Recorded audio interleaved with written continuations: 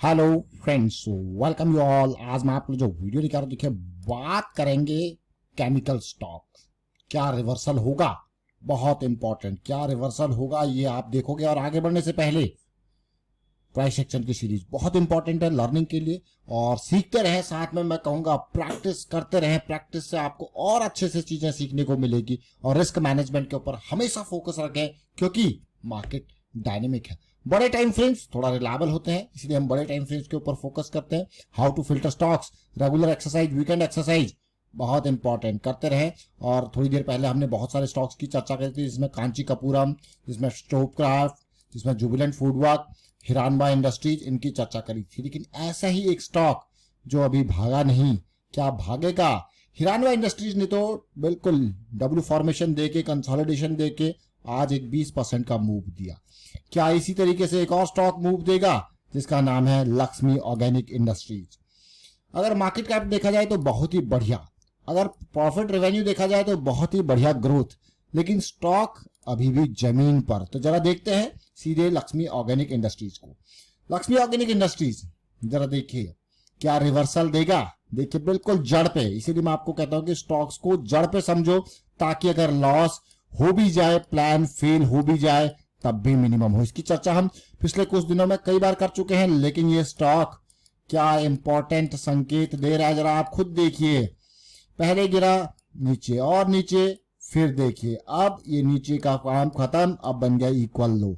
अब इन दोनों पॉइंट्स के बीच में अगर आप देखोगे, वीकली चार्ट है, तो आपको डाइवर्जेंस देखने को मिलेगा। आप कहोगे वाह चीजें पॉजिटिव। जैसे अभी हमने थोड़ी देर पहले जुबिलेंट फूडवर्क्स को भी देखा था, फिर से करेक्शन और फिर ये मोमेंटम। अब जो मोमेंटम है और कम रिस्क, जैसे हम अगर यहां पे एंट्री लेते हैं तो हम आपको कहते हैं स्टॉप लॉस इससे नीचे, लेकिन यहां पे एंट्री ले लेते तो स्टॉप लॉस ऑलमोस्ट 220 के आसपास। अब रिस्क के बारे में बात करेंगे, उससे पहले डेली टाइम फ्रेम पे जाके देखेंगे क्या साइकिल स्टार्ट हुई है। बिल्कुल cycle early in the cycles, मैं कहूंगा बिल्कुल जड़ पे।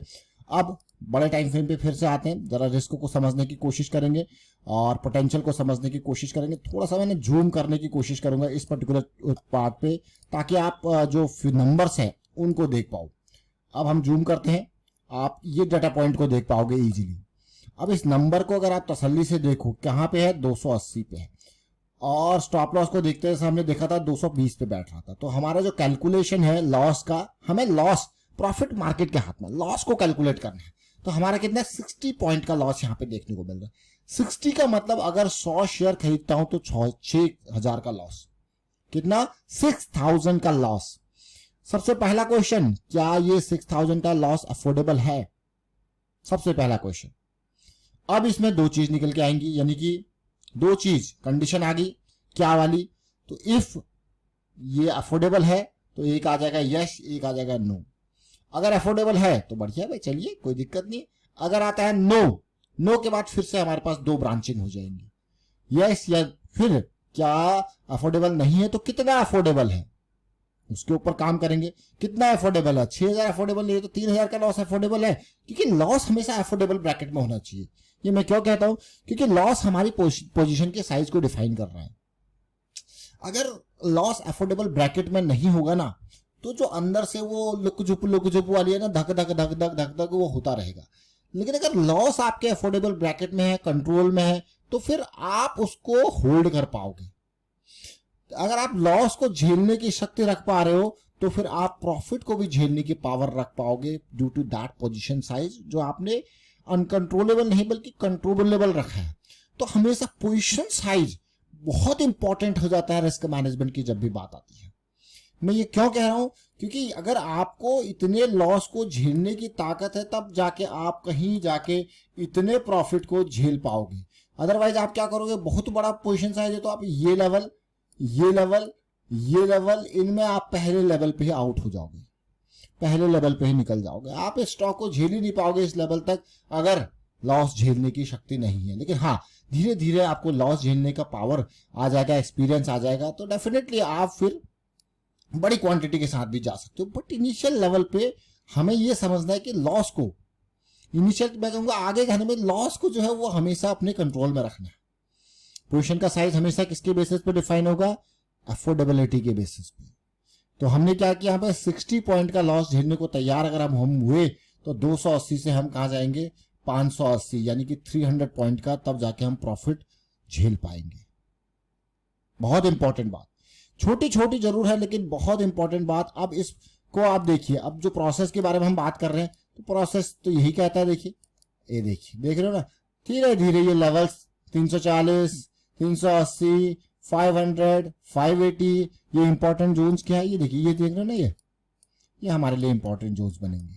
ये देखिए जहां जहां पे ऑल टाइम हाइज है, जहां जहां पे इंपॉर्टेंट पीक पॉइंट है, जहां जहां पे देखिए, ये हमारे लिए इंपॉर्टेंट स्मार्ट मनी कॉन्सेप्ट से स्मार्ट मनी जोन्स बनेंगे। तो फिर से इसको थोड़ा सा हटाते हैं और क्लियर करते हैं चार्ट को, ताकि आप रिलेट कर पाओगे, समझ पाओगे, आप कहोगे यार क्या बात।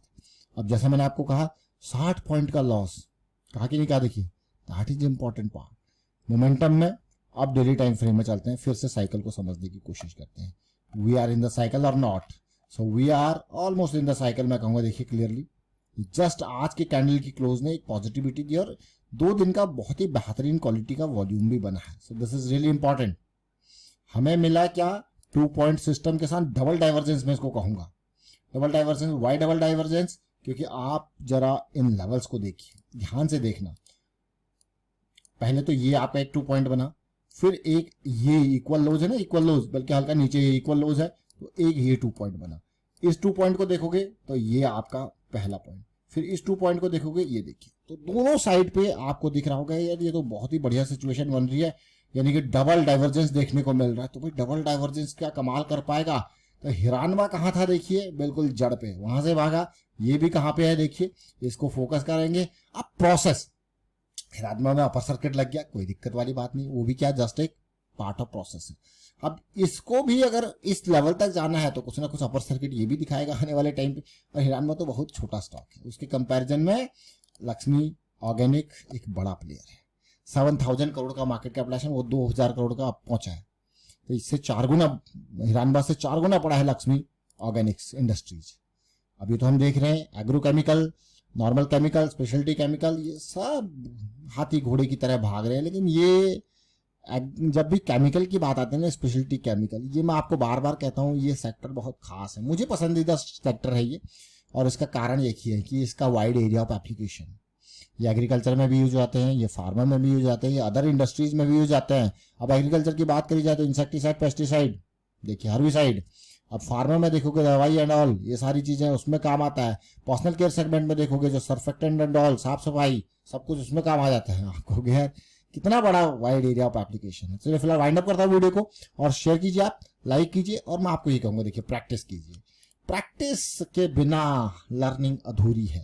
ये मान के चलिए, ये ठान के चलिए कि प्रैक्टिस करनी ही करनी है, और आधी नहीं करनी पूरी है, क्योंकि प्रैक्टिस के बिना लर्निंग अधूरी है। ये तो राइम कर गया मैं, देखिए बोलते बोलते ये राइम किया। बाकी आप बताओगे कैसा लगा आपको ये राइम। एंड वीडियो को आप शेयर कीजिए, लाइक कीजिए। रिस्क मैनेजमेंट के बारे में अवेयरनेस भी मैं कहूँगा स्प्रेड करते रहे। देखिए मार्केट में अभी भी बहुत जरूरत है अवेयरनेस की। हम थोड़ा सा एरिया हमने स्टार्ट किया अवेयरनेस का, कुछ आप स्टार्ट कीजिए और अवेयरनेस स्प्रेड करते रहे, क्योंकि यहाँ पे बहुत सारे लोग हैं जो कि स्कैम्स का शिकार होते हैं, फर्जी में पैसा लुटाते हैं इधर से उधर। मैं आपको यही कहूंगा अवेयरनेस स्प्रेड करते रहें, और सीखना जिसको है तो प्रैक्टिस जरूरी है, क्योंकि प्रैक्टिस के बिना लर्निंग अधूरी है। और तीसरा वाला राइम था वो आप कंप्लीट कर सकते हैं। Thank you for watching the video.